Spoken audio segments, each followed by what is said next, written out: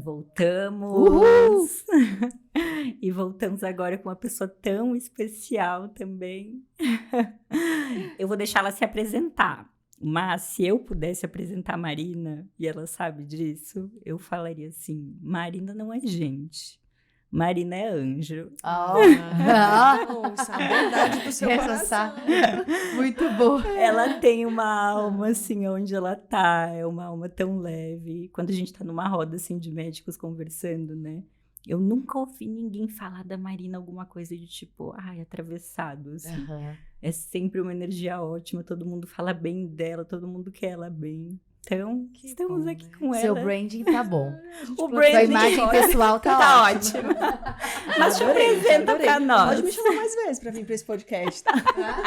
A minha autoestima fica Só o ótima, primeiro de muitos. Então foi bem tranquila. que a gente chama. Obrigada, Sá. A bondade do seu coração, eu falei. Obrigada. Mas um prazer estar aqui. Muito bom, Flavinha e Sá. Que legal esse projeto de vocês.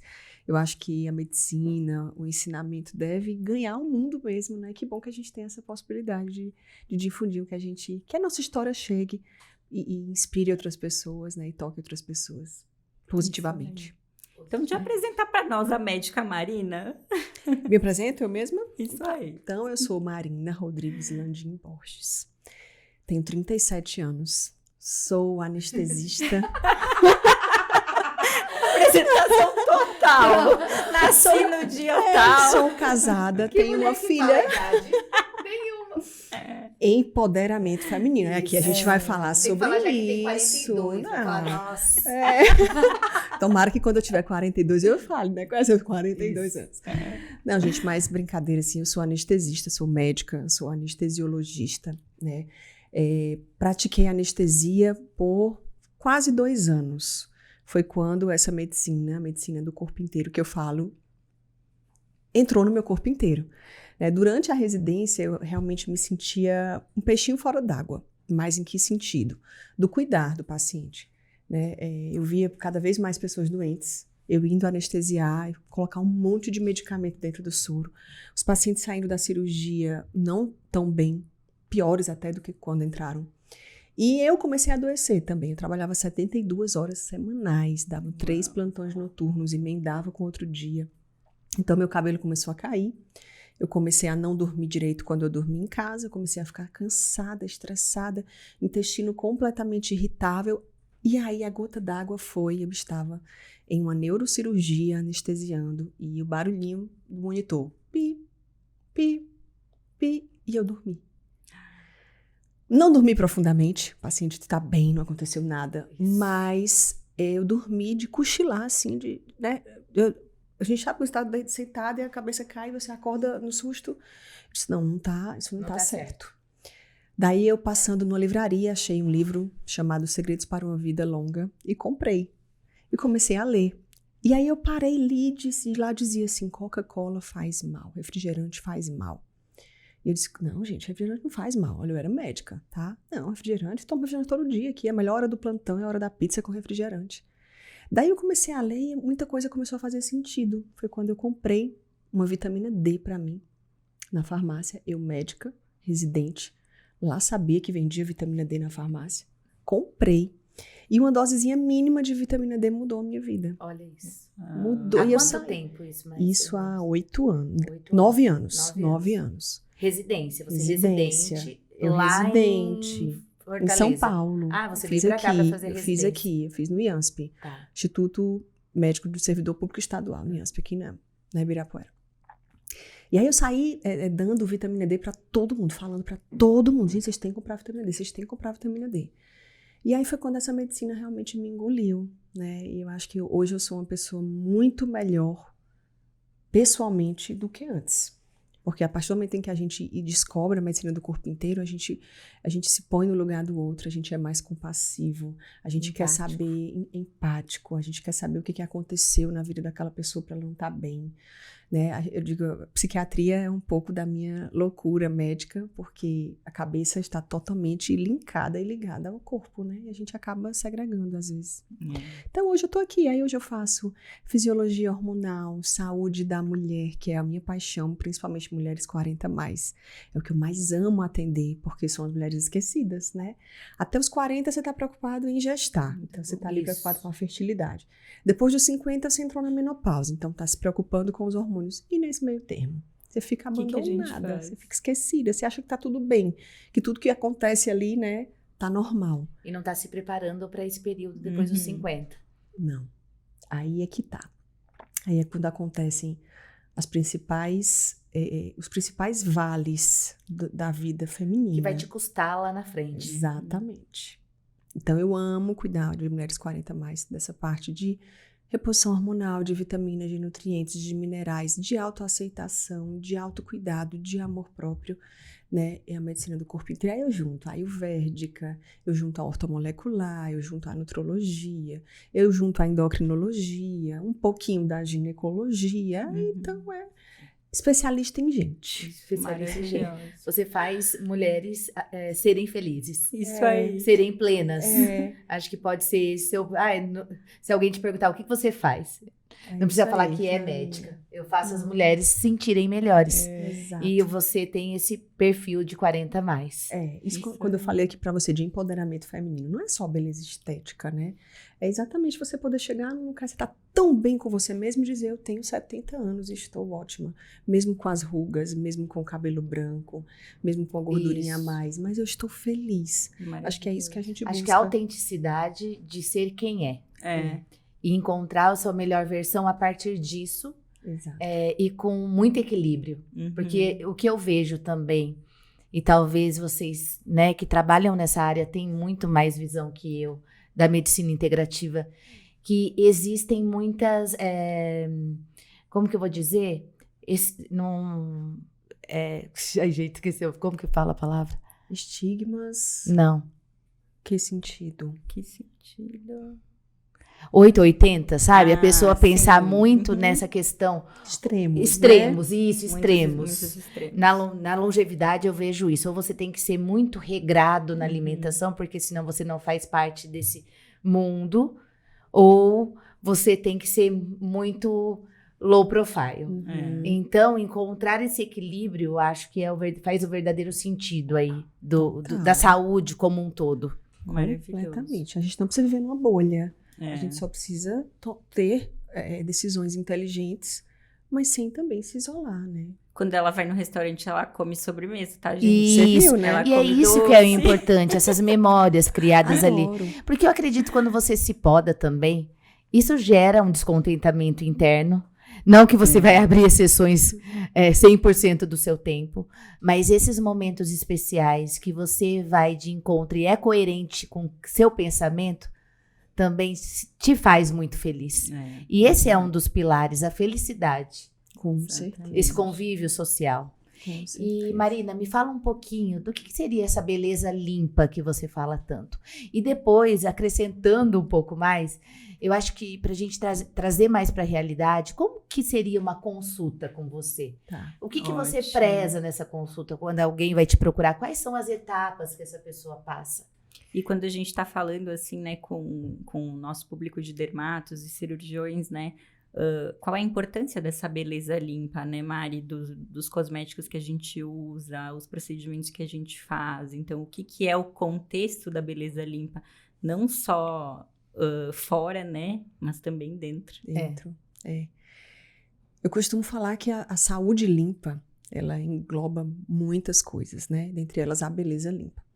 Por que a gente fala isso? A gente fala hoje muito sobre intoxicantes, sobre a necessidade da gente ter bons níveis de nutrientes, de vitaminas, de minerais, de ter o intestino funcionando, a gente vê hoje até a poliinformação, né, que até intoxica um pouco a nossa cabeça, de tanta coisa que a gente não consegue lidar e nem consegue ao mesmo tempo fazer tudo.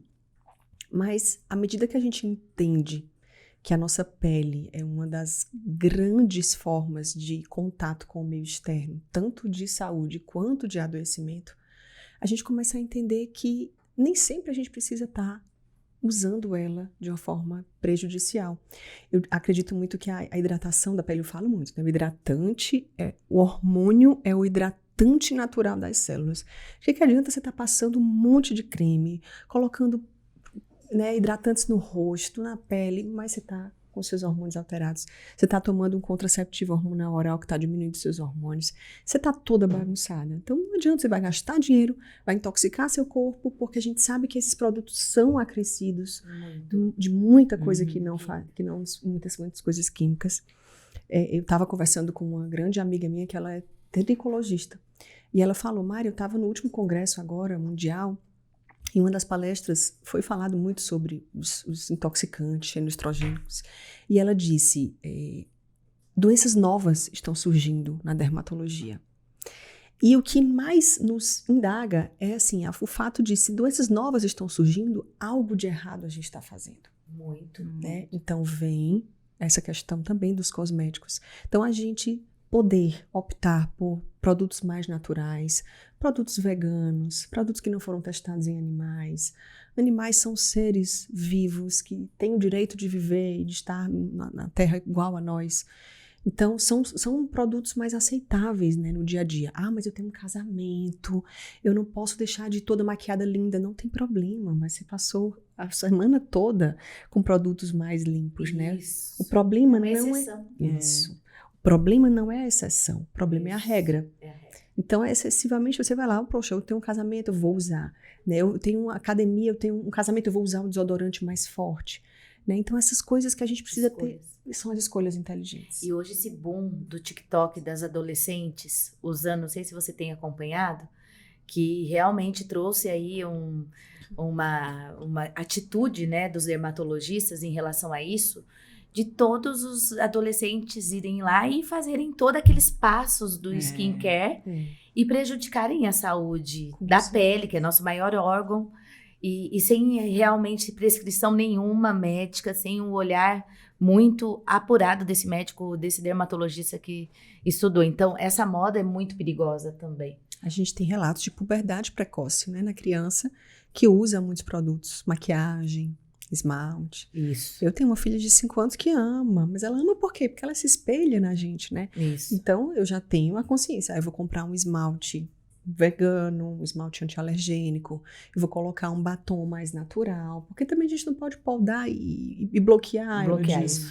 Mas ter a consciência de usar produtos, nada de chegar em farmácia, a gente comprar aqueles produtinhos para criança. Não é aquilo que a gente quer. A gente quer realmente o que é limpo. Né? Eu acho que mas o Brasil também tem uma outra também, né, que a gente precisa pesquisar muito, que é a questão toda dessa vigilância do que é realmente um produto limpo. E isso tem que estar muito em pauta também, porque existe muita picaretagem nesse meio. Você poderia falar um pouquinho sobre isso? Como que você escolhe seus produtos? Como que você entende a procedência mesmo desses produtos? Até isso, né, Flávia? A gente também não sabe o que o produto natural usado muitas vezes e por muito tempo na pele pode causar, até o produto natural. Porque não foi feito para isso, né? Foi descoberto que, vou te dar um exemplo, o açaí, ele é um antioxidante e que, se usado na pele, ele pode evitar ou controlar o melasma. Vou te dar um exemplo. Isso. Ok, mas usar o açaí 2 vezes ao dia por 10 anos seguidos, será que não tem estudo ainda? Não tem estudo ainda. Então, a gente não tem como prever. Por isso que eu falo, o mais importante para cuidar da saúde é cuidar da inflamação interna. Mantenha o teu corpo saudável, mantenha o teu intestino funcionando, se hidrata bem, procura dormir 7, 8 horas por dia, procura ter um sono de qualidade, evita a automedicação, né? Tem relacionamentos saudáveis, que a gente sabe que o cortisol está muito relacionado a isso, com os nossos relacionamentos interpessoais. Sim. A gente fala muito que alterações do cortisol alteram as metaloproteinases. Sabe o que elas fazem? As metaloproteinases, elas degradam colágeno e elastina. Então, se você é uma pessoa muito estressada e tem muitos picos de cortisol, ou você é uma pessoa estressada cronicamente que tem deficiência de cortisol, ou seja, seu cortisol em níveis não ótimos, ele vai estimular a degradação do seu colágeno, o envelhecimento precoce da pele. Então, adianta você estar estressada e estar fazendo um monte de procedimento. Ou tomando colágeno. Ou tomando colágeno. E é por isso que muita É o gente dinheiro botado fala. fora. Esses dias eu vi um dermatologista muito engraçado, gente, muito engraçado. Ele tava lá falando, descobrir a fórmula do colágeno, tava tomando. Daí ele vira e fala, 1º de abril, ainda não se descobriu. E eu vejo isso no dia a dia aqui nas nossas estudos, eles apresentam, né, estudos científicos no final da pós e trazem muita indagação sobre o colágeno. E o colágeno ainda não tem estudo que o qualifique. Você tem que usar com outros ativos. Então, não é tão simples assim quanto a indústria e muitas vezes o que nos querem que a gente acredite. Colágeno precisa de hormônio.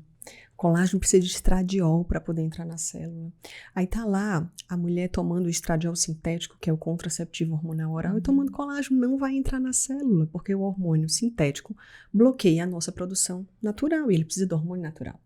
Então, a mulher na menopausa que não repõe os hormônios, não adianta repor colágeno, que vai sair... E a dosagem, nem... Tá aí, então, é o equilíbrio. É o equilíbrio. Né? E também os picos. E esse paciente, como que seria esses passos? Por exemplo, ele procurar a doutora Marina hoje e como que você faria toda essa abordagem 360 graus para entender realmente de fato, até para que nosso médico que está muito interessado em seguir nessa área tenha um panorama de como que é estar nessa especialidade tão importante. Acho que inicialmente eu começo a minha consulta, né? Dando boas-vindas, bem-vindo ao meu consultório, bem-vindo ao meu local de trabalho, fique à vontade. Daí eu olho para o paciente e pergunto, no que eu posso te ajudar? Sou todo ouvidos. O que você está precisando? Quais são as suas dores? Então a minha consulta, Flávia, ela não segue um roteiro, né? O paciente que vai me guiar. Então qual que é a queixa principal? Doutora Marina, cansaço é a minha principal queixa. Vamos lá, você dorme bem? Como é que tá seu sono? Você tem dificuldade de pegar no sono? Tem dificuldade de manter o sono? Você tolera cafeína? Você precisa tomar muito café durante o dia? Você toma medicamento? E aí a gente começa a desenvolver algo muito bacana, porque nenhuma consulta, se vocês abrirem meu prontuário, não tem nada igual um do outro. Porque realmente é o paciente que dita isso, né? E a consulta ela é muito mais voltada para o bem-estar, de saber o que você está sentindo, do que você precisa da minha ajuda. Muitos chegam e falam, a minha ajuda aqui eu preciso... Conversar. Eu preciso... É uma sessão de terapia. Exatamente. Eu preciso conversar. Eu não durmo bem porque meu marido passa a noite com a televisão ligada. Eu já disse para ele desligar, mas ele não desliga. Ou meu marido passa a noite roncando. Então, muitas vezes, o problema da paciente não é dela. É do marido, né? E aí, como é que a gente, como médico, vai fazer isso? Traz o marido para cá. Na próxima consulta, traz ele pra gente poder conversar. Então, é o que eu falo. A gente precisa ser especialistas em gente. Eu acho que a gente precisaria, inclusive, ensinar isso aos médicos. Ensinar ao médico como ele receber o paciente. Como estabelecer uma relação médico-paciente. Como fazer com que o paciente saia da sala dizendo, caramba, valeu cada centavo essa minha consulta. Porque ela me entendeu, ela me ouviu, ela me escutou, ela se colocou no meu lugar. Ela também já passou por aquilo, né? Eu não sou anormal. Nossa, a médica que tá aqui para me tratar também teve isso. A gente precisa... Ter a humildade, né, Mari? De se colocar também no lugar do paciente, porque às vezes o médico ele não faz essa troca, né? E tem um médico que ele é mais direto. E daí vai ter o paciente que quer isso também. E tá tudo bem. É isso que a gente precisa entender. Agora eu acho que vai ter um divisor de águas, assim. O médico que vai tratar como esse médico de família, que me remete muito a esse médico que entende o outro, que entende de gente, e o médico mais automatizado, que também deve ter o público da pessoa ir lá e falar, olha, eu quero só fazer um check-up, tá tudo bem, não tenho grandes alterações e vou seguir minha vida. Isso. E daí são escolhas. Mas e a gente vê muito essa coisa, né, Mari, que a gente fala, o rumo da medicina tá indo para uma medicina afetuosa. Até o atendimento da Maria é muito afetuoso. Medicina afetiva. Porque eu acho que a gente tá num momento que a gente quer ser ouvido também, né? Tipo, tem esse público que tu falou que é muito, né? O público que é objetivo, que gosta daquilo. E tem o paciente que ele, às vezes, ele paga só porque ele precisa ser ouvido. Porque nesse mundo cheio de informações, poucos ouvem. É e quando você tem essa atenção, isso não tem preço. Não tem. O olho no olho. Isso, A humanização. humanização. Você explicar, fazer com que o paciente entenda, né, a fisiologia. Olha, o meu dever aqui, a minha missão é fazer com que você entenda o que está acontecendo. E a sua escolha lá atrás de anestesista. Então, assim, olha a diferença Mas de então, ser tão objetivo, tão prático, né? você sabe que eu Ter tinha todo um pensado. protocolo muito certinho. Mas você sabe que eu tinha pensado em fazer patologia antes. Então, Que é mais bem longe do paciente também. bem né? longe do paciente. Mas engraçado que durante a residência, eu lembro que no estacionamento do IANSP tinham muitos cartazes de pacientes agradecendo aos médicos, aos cirurgiões, e nenhum anestesista tinha ganhado um cartaz. Eu, no R1, primeiro ano de anestesia, eu ganhei um cartaz bem grande de uma paciente idosa, que tinha feito uma cirurgia de fêmur, e ela não podia ser sedada porque ela tinha mais de 90 anos, e aí, imagina, mais de 90 anos, falou para os filhos, e o filho foi lá e colocou uma faixa de agradecimento à doutora Marina, R1 de anestesiologia e tal, tal. Então, eu tinha muito isso, de anestesiar e, não vou, então vou ficar aqui conversando, ficar aqui segurando na mão da senhora. Então, eu sempre gostei, né, dessa interação com o paciente. Eu acho que isso faz a diferença também. Tem gente que também não gosta, tem gente que é muito técnico, que sabe fazer tecnicamente muito bem, e tá tudo bem, né? Tudo ótimo. Tá tudo ótimo. Isso. Tá São tudo as bem. buscas, né? As buscas A diferentes. gente também não ter esse preconceito, porque a gente acredita em algo que talvez para nós faz bem, mas para o outro não. Exatamente. Acho que Exatamente. também nós tem que começar da gente. Exatamente. Mas, assim, é muito gratificante quando a gente atende um paciente que fala, eu já fui em vários profissionais, ninguém resolveu o meu problema. E aí ele chega para você e você tá tudo ali no que ele tá falando, tá tudo ali nos exames. Você fala assim, vai dar certo. Fica tranquila que vai dar certo. E dá. E dá. Por quê? Porque, além de tudo, a gente passa esperança para o paciente, né? A gente dá uma esperança. Então, quando você chega no médico e fala assim, eu tô cansada, e ele abre os seus exames e diz, mas você não tem nada aqui, vá procurar um psiquiatra ou vá para casa que não tem nada, a pessoa sai mais cansada do que chegou, né? Então, mas quando você fala... Sai ainda cansada e frustrada. Mas quando você fala, não, tá aqui o motivo do seu cansaço. Isso aqui não tá ótimo. Ou vamos junto, vamos descobrir. A gente não tá vendo aqui nos exames, mas pode ser outra coisa. Isso aí. E você dá a mão para aquele paciente caminhar e ele ser coautor também dessa resolutividade é bem importante. Hoje em dia, eu acho que o paciente é o autor da própria saúde, né? Nós médicos temos a missão de informar e o paciente tem a missão de estudar. E a gente faz um trabalho em conjunto para o bem do paciente sempre, mas sempre colocando ele como centro. E mais médicos precisam aprender isso. A gente não aprende isso na faculdade. Maravilhoso. A gente não aprende isso na faculdade. Dermatologista, tricologista, cirurgião, que for, qualquer especialidade precisa aprender a ter essa compaixão com o paciente, né? Porque é isso. É a gente colocar no lugar do outro. Humanos. Todos somos médicos de alma, não é a gente que escolhe. A gente é escolhido. E a partir do momento que a gente é escolhido, a gente tem uma missão aqui que não é só tratar, é cuidar. São coisas completamente diferentes, né? Exatamente. Tratar e cuidar. São diferentes. Mari, a gente vai te ter aqui, então, na pós de saúde da mulher também. Visto isso, né, Flavinha? Lógico. Vamos te fazer uma pergunta que é, se tu pudesse deixar um recado para esses médicos que estão nos assistindo hoje. O que mudou na tua vida, né? E por que eles deveriam também querer esse caminho, também querer estudar essa medicina e aprimorar ainda mais a prática no consultório? É como eu falei, quando a gente escolhe uma profissão, a gente escolhe, óbvio, pelo retorno financeiro, não tem como a gente esquecer disso. É muito importante a gente ser recompensado pelo que a gente sabe fazer e pelo que a gente faz com amor.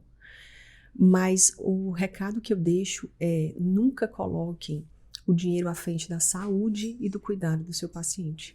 Porque quando a gente se apega demais a algo, aquilo escorrega, aquilo não fica. Então, se for para você se apegar, se apegue a sentimentos. Poxa, o quanto eu posso fazer de bem para aquele paciente? O que a medicina do corpo inteiro, a medicina integrativa, a medicina funcional transformou a minha vida pessoal e o meu olhar para o outro. Você fala assim, a Marina tem uma espiritualidade diferente. A Marina, eu aprendi isso, gente. A gente não nasce assim. Não. A gente busca. É um processo. É um processo. Então, de evolução. É uma escolha Exato. nossa buscar. Eu escolhi ler, eu escolhi buscar e eu escolhi acreditar. Eu escolhi sair da caixinha. Deixar de ser cética, porque eu vim de uma faculdade tradicional, eu fiz uma residência tradicionalíssima, mas eu decidi sair da caixinha e dar uma Você precisou conhecer esse outro lado para se tornar a Marina que é hoje. Perfeitamente. Exatamente. Então, é uma transformação linda, é uma transformação maravilhosa que faz bem pra gente, acima de tudo, pros nossos familiares, pra quem busca a gente, e vai só aumentando assim a nossa bagagem, sabe? Nos preparando. E isso me trouxe um insight tão grande assim que às vezes os jovens, eles acham que eles já têm que saber o que eles querem fazer pro resto da vida, mas não passam pelo processo inteiro. E às vezes esses processos que nos levam a pensar o que não queremos é o que mais nos leva a encontrar o caminho certo. Queremos. O que queremos. Então, muitas vezes as pessoas querem o atalho mais fácil, mas a gente tem que passar pelas dores, por entender realmente que aquilo não faz sentido para nós, e assim a gente encontra algo que vai fazer total sentido. Só que isso demora, né? Não é de um dia pro Não. outro. Eu falo muito sobre o estresse, né? Falo muito do cortisol. Pra mim, o cortisol é... Eu amo o cortisol, porque é ele que manda em tudo. E tem uma frase muito boa que eu gosto de falar para os pacientes em relação ao estresse, a ansiedade, né? Que é o medo do que pode acontecer. A ansiedade é isso, é o medo do que pode acontecer. E aí eu falo muito assim, gente, o que está fora do nosso controle também tem que ficar fora da nossa mente. Nossa mente não controla o que está fora do nosso controle. A única coisa que a gente controla são os nossos atos. Como a gente reage a isso. Pronto. Eu estudo muito estoicismo, porque eu era uma pessoa, eu ainda, lógico, sou uma pessoa controladora. Então, isso me fez estudar o estoicismo, que é uma grande filosofia que me liberta disso. Mas, é realmente essa direção. A gente não tem controle nenhum do outro. Nenhum do outro. Aí a gente peca por querer esse controle. E a gente peca querendo esse controle, trazendo pra gente a ansiedade, Isso. o medo e a alteração dos hormônios, e o envelhecimento precoce, e o estresse, e a falta do sono, e o descontar tudo isso na comida, e a obesidade, e a polifarmácia com inúmeras doenças. Viram como não dá pra segregar? Não dá. Tá tudo junto. Tá tudo junto. Como diz o doutor Italday, a gente tá caindo aos pedaços. Literalmente. Não somos blocos. Literalmente, é isso. Já veio a imagem da pessoa se desmontando. se desmontando. Você vai nessa medicina tradicional, ele te vê como um blocos. E essa medicina integrativa, ela te vê como um ser. Isso. Como um todo. Eu acredito que a pós de saúde da mulher, ela vai ter muito a acrescentar para os médicos lapidários, os médicos que procurarem a gente para fazer, porque a ideia vai ser exatamente ensinar os médicos a cuidar, né? A tratar, é óbvio, mas a cuidar, a ter esse tratamento afetivo, essa consulta afetiva, a também, né, ensinar nós médicos a como ter esse isso que eu ia controle. falar. Exatamente, ensinar esse médico que escolheu fazer saúde da mulher conosco, o nosso olhar com eles, esse cuidado, esse acolhimento, porque o médico também precisa disso. Porque ninguém dá aquilo que não tem. É verdade. Então, o primeiro passo é que essas pessoas, esses médicos que escolherem dar esse passo tão importante na sua carreira, que vai ter que se abrir também para que Que eles sejam seus primeiros pacientes. Exatamente, para que se melhorem como um todo. Exato. A gente vê muito, médico deve ter sido falado, mas a gente vê o burnout, a gente vê a sobrecarga, né? Médicos que dão plantão, o que acontece? As contas são de acordo com o plantão. Peraí, se eu vou viajar, eu vou ter que dar tantos plantões a mais por mês para pagar minha viagem. E não é que sobra. Não sobra, né? Não sobra. Não sobra Você vê saúde, grandes problemas financeiros desses médicos que querem um padrão de vida muitas vezes inalcançável, surreal e que depois ficam, né, totalmente à mercê de uma vida escrava, de dar plantão para pagar as contas. Uma vida doentia. Né? É verdade. Com obesidade, com sobrepeso, com polifarmácia, com hipertensão, com doenças cardíacas. Tanto Que que isso deveria estar na faculdade, esse aprendizado, tanto da questão financeira disso, de saúde financeira, quanto da saúde mental do médico. É isso, o médico é uma das profissões que tem a menor sobrevida. Exatamente por isso, porque a gente não cuida, primeiro, a gente não cuida do outro, a gente trata. Isso. Se a gente não cuida do outro, a gente também não cuida da gente mesmo, né? E aí começa a tratar. Tratar o quê? Medicamentar. E automedicação e essa questão de depressão e questão até de taxas elevadas de suicídio Exatamente. na classe médica. Então, isso é muito, muito sério. Na minha residência teve. Na minha residência teve um residente de urologia, do R2, R3. A gente não dava nada. Ele feliz, alegre nos corredores. Quando a gente acordou no dia seguinte, a gente teve a notícia que ele tinha, né, cometido suicídio. Foi um baque pra gente. Porque ninguém imaginava aquilo. Né? E nós tivemos um amigo, muito amigo, próximos também da nossa faculdade. Tocava na banda com todos os colegas, anestesista. E realmente, a gente também recebeu essa notícia.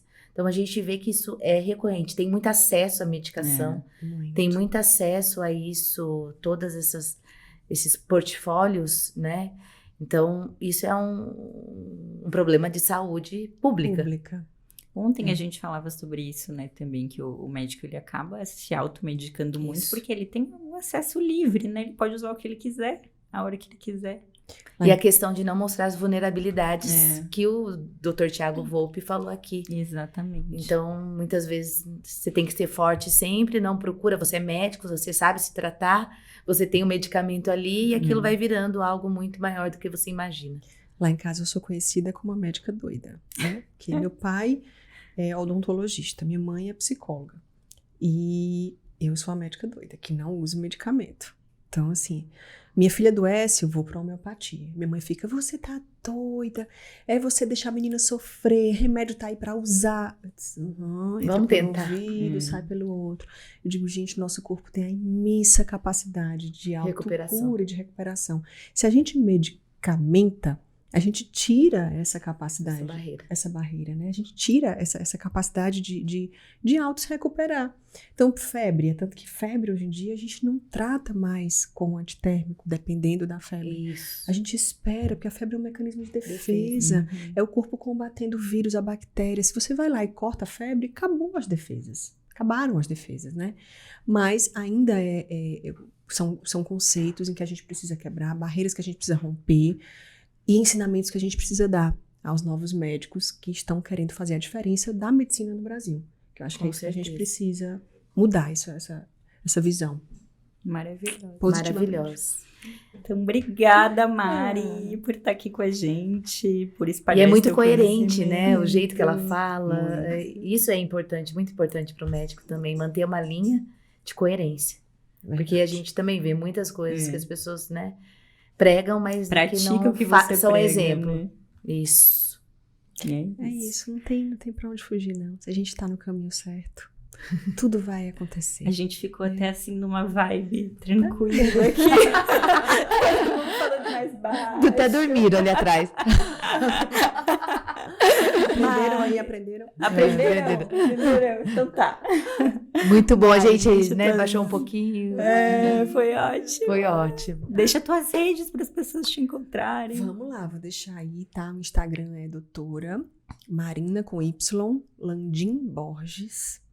O site, né? Tá lá na tua bio. Tá lá, tudo na bio. Entra lá no Instagram que tá tudo lá, gente. Então acompanhe, porque a gente tá sempre produzindo conteúdo que essa medicina realmente dissemine e a informação chegue. Sem poluição. Lógico. Né? Ruído. Sem ruído. Sem ruído, mas coerente, que faça sentido para cada um aí. Maravilha. Maravilha. Obrigada. Obrigada.